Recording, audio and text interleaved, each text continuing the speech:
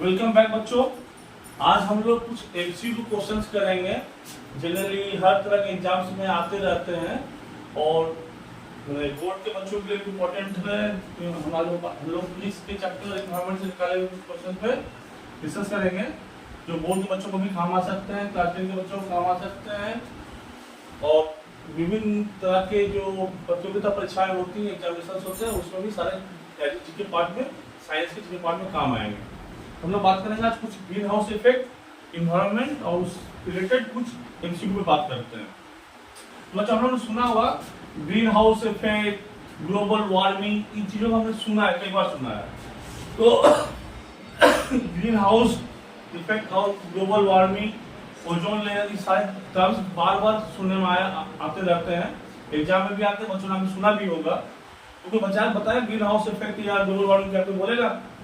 कोई एक्चुअली बच्चों जैसे देख रहे हो कि आपकी गर्मी बढ़ती जा रही है, तो रीजन किसी पूछोगे तो बोला जाएगा ग्लोबल वार्मिंग या ग्रीन हाउस इफेक्ट। इसमें होता क्या, ओजोन लेयर में होल हो जाते हैं, उनकी छेद हो जाती है, इससे हमारे सन का जो अल्ट्रावायलेट रे है उसको एब्जॉर्ब नहीं कर किया जा सकता है, तो गर्मी हमारी पृथ्वी पे आ जाती है। इन चीजों को कहते हैं ग्रीन हाउस इफेक्ट। इस चैप्टर वाले से पढ़ाई करेंगे हम लोग अगले वीडियो, किसी और वीडियो में। आज हम लोग इससे रिलेटेड कुछ क्वेश्चन बात करते हैं, एमसीक्यू, जो अलग अलग एग्जाम्स में आते रहते हैं। तो क्वेश्चन है, green house gas having maximum contribution towards global warming. किस गैस की वजह से, किस गैस का कंट्रीब्यूशन या सहयोग सबसे ज्यादा ग्लोबल वार्मिंग में है? सबको पता है, ध्यान करेंगे तो याद आ जाएगा। बताएंगे बच्चे, सबसे ज्यादा किस गैस का कंट्रीब्यूशन ग्लोबल वार्मिंग में रहा है? That is the carbon dioxide, CO2, carbon dioxide. इसका परसेंटेज कितना है बच्चों? 79 to 80%। अगर सवाल आता है which gas has a maximum contribution towards global warming, CO2, carbon dioxide बोलेंगे।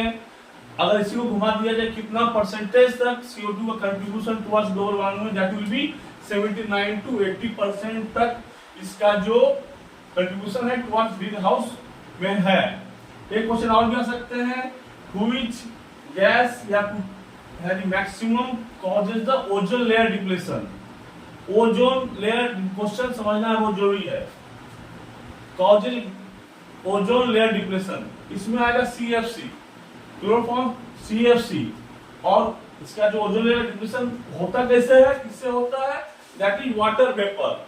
वाटर वेपर या उसको बोलेंगे मीथेन, जो ऑप्शन रहेगा मीथेन या वाटर वेपर रहेगा उसको लेंगे। इसमें ओजोन लेयर के डिप्लेशन में आएंगे तो हम लेंगे CFC या मीथेन या वाटर वेपर को लेंगे। अब बात करते हैं बेटा, nearest layer of the atmosphere of the earth.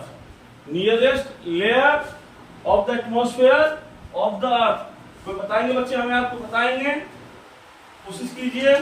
बहुत सारे होते हैं, ट्रोपोस्फेयर, हाइड्रोस्फीयर, स्ट्रेटोस्फीयर, कौन सा नियरेस्ट होगा? नियरेस्ट होगा बेटा ट्रोपोस्फेयर। क्या होगा? ट्रोपोस्फेयर जो होगा वो nearest to the earth atmosphere. याद रखेंगे। Which ray coming from sun is blocked by ozone layer. हम लोग ओजोन की बात कर रहे थे हम लोग, कौन सा रे निकलती है सूर्य से जिसे ओजोन लेयर एब्जॉर्ब करता है, रोकता है, जिससे हमें तकलीफ ना हो? तो बताएंगे अल्ट्रा वायलेट रेज। क्या होता है? अल्ट्रा वायलेट रेज, जिसे ओजोन लेयर एब्जॉर्ब करता है, जिससे गर्मी हमें कम पड़े। लेकिन इसी ओजोन लेयर डिप्लेशन और होल होने की वजह से गर्मियां बढ़ती जा रही है। तो हम लोग एनवायरनमेंट में ध्यान दें, पेड़ पौधे लगाएं, ज्यादा ज्यादा कार्बन डाइऑक्साइड को रोकने की कोशिश करें, ताकि हमारा ओजोन लेयर जितना हो सके रिपेयर की मोड में जाए, ताकि गर्मी कम पड़े। Reason between troposphere and stratosphere में कौन सा आएगा आंसर? ऑप्शन में बेटा ऑप्शन नहीं दे रहे हैं, डायरेक्ट आपको वन वर्ड आंसर बताए जा रहे हैं, आप लिख भी सकते हैं, और ताकि आपको एमसीक्यू झंझट में ना रहे, डायरेक्ट आंसर माथा में सेट कीजिए। तो ऑप्शन कुछ भी रहे, आंसर मालूम होगा तो जल्दी जल्दी काम हो जाती है। एमसीक्यू जाने से क्या 3-4 क्वेश्चन कंफ्यूजन ध्यान होती है। ये वन वर्ड क्वेश्चन रेडी कीजिए, आंसर सेट रखिए, ऑप्शन कुछ भी हो, आंसर मालूम हो, टिक लगा लेंगे हम। उससे बोलेंगे region between troposphere and stratosphere is the tropopause. क्या बोलेंगे? Tropopause. Region between troposphere and stratosphere के बीच में जो होगा। अब man made gas responsible for ozone hole, बच्चे man made gas responsible for ozone hole will be the answer CFC। पहले बता चुके हैं आपको CFC, ऊपर ही बताए थे आपको हम CFC क्या होता है, ओजोन लेयर के होल रिस्पॉन्सिबल होता है। तो यहाँ भी क्या होगा, अगर क्वेश्चन घुमा कर दिया जाए man made gas responsible for ozone whole, answer will be CFC। Hottest layer of the atmosphere, anyone hottest layer of the atmosphere कोई बताएंगे? सिंपल माध्यम सेट कीजिए, हॉट माने गर्मी, थर्मो माने गर्मी, thermosphere is the hottest layer of atmosphere, thermosphere is hottest layer of the atmosphere. एक चीज बताएं बच्चों, कौन सा लेयर में अगर हाइट या एल्टीट्यूड इंक्रीज होती है तो टेम्परेचर भी इंक्रीज होगा? बता पाएंगे? कहां पे होता है? वो होता है स्ट्रेटोस्फेयर में। Temperature rises with the increase in altitude. कहां होता है? स्ट्रेटोस्फेयर में। कहां होता है? स्ट्रेटोस्फेयर में होता है। तो ध्यान दें बच्चे, इससे क्वेश्चन आएंगे। एक और बताएं, कौन से लेयर में नाइट्रोजन ऑक्सीजन गैस पाया जाता है? कौन से लेयर में ऑक्सीजन और नाइट्रोजन गैस पाया जाता है? एनीवन बताएंगे? कोई? अभी नाम लिया मैंने दैट इज द ट्रोपोस्फेयर में ऑक्सीजन नाइट्रोजन दोनों तरह की गैसेस पाई जाती हैं। अब दो इंपॉर्टेंट क्वेश्चन बताते हैं बच्चों।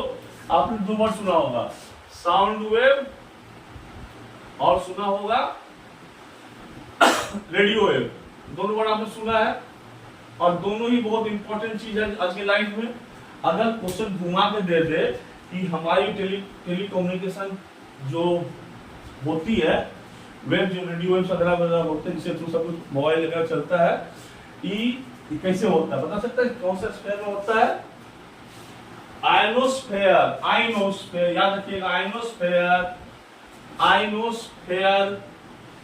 आइनोस्फेयर में रेडियो वेव को रिफ्लेक्ट किया जाता है ताकि बैक टू अर्थ में आ जाए, और that is the only layer और fair that is responsible for which is maintaining is telecommunication in the whole world. तो ये बच्चों, और साउंड वेव कहाँ पे रिफ्लेक्ट करता है?